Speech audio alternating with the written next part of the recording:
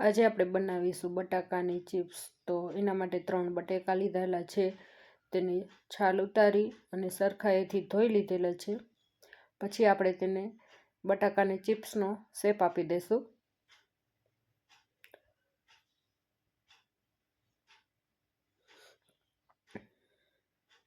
ત્રણેય બટાકાને આવી રીતે આપણે ચિપ્સનો શેપ આપી દઈશું।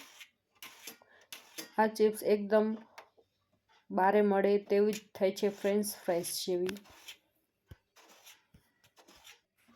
ચિપ્સ પાડવાનું મશીન હોય તો તમે તેનાથી પણ કરી શકો છો। આવી રીતે બધા બટાકાની ચિપ્સ કરી લેવાની।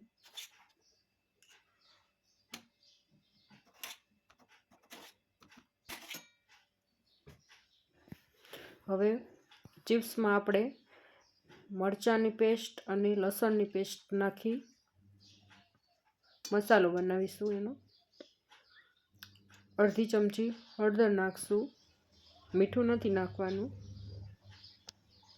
પછી તેને સરખાઈથી મિક્સ કરી લેશું,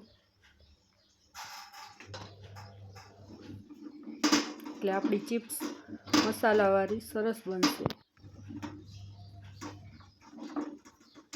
હવે આ મિક્સ થઈ ગયું છે। હવે આપણે આમાં કોર્નફ્લોર નાખીશું 2 થી 3 ચમચી। સરખી રીતે આપણી ચિપ્સ કોટિંગ થઈ જાય એટલે। હવે આને સરખાઈથી મિક્સ કરી લેશું।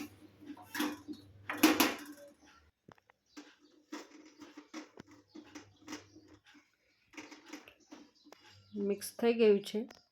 હવે આપણે એક પેનમાં તેલ મૂકીશું।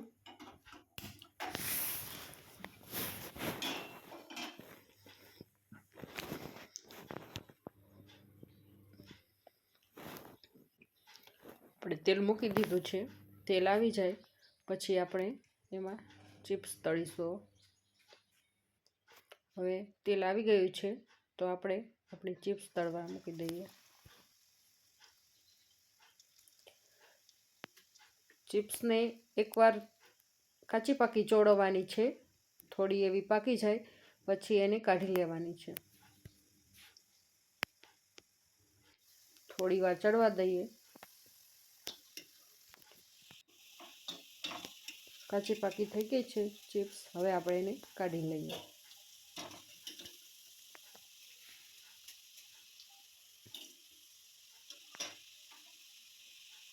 બીજી વખત આપણે ચિપ્સ તળીએ ત્યારે ફૂલ એકદમ તેલ ગરમ કરવાનું, પછી એ જ ચિપ્સ બીજી વખત તળવાની છે, એટલે આપણી ચિપ્સ એકદમ કુરકુરી થશે, બારે મળે એવી જ। તો બીજી વાર ચિપ્સ તળવા રાખી દીધી છે।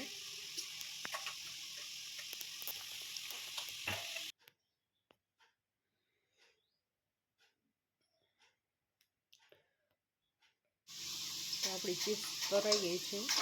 જો કેવો અવાજ આવે છે ને, ચિપ્સ લઈ લઈશું।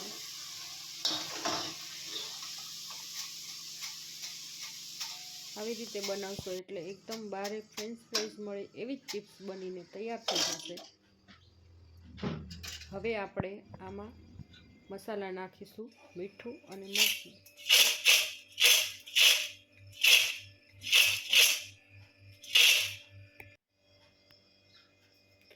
સ્વાદ પ્રમાણે મીઠું અને જરૂરિયાત પ્રમાણમાં જેવું તીખું ખાતું હોય એવું મરચું નાખીને સરખાઈથી મિક્સ કરી લઈશું।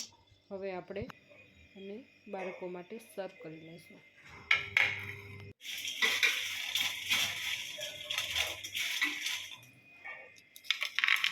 એકવાર જરૂર બનાવજો બાળકો માટે। ચિપ્સ બહુ જ સરસ બની છે।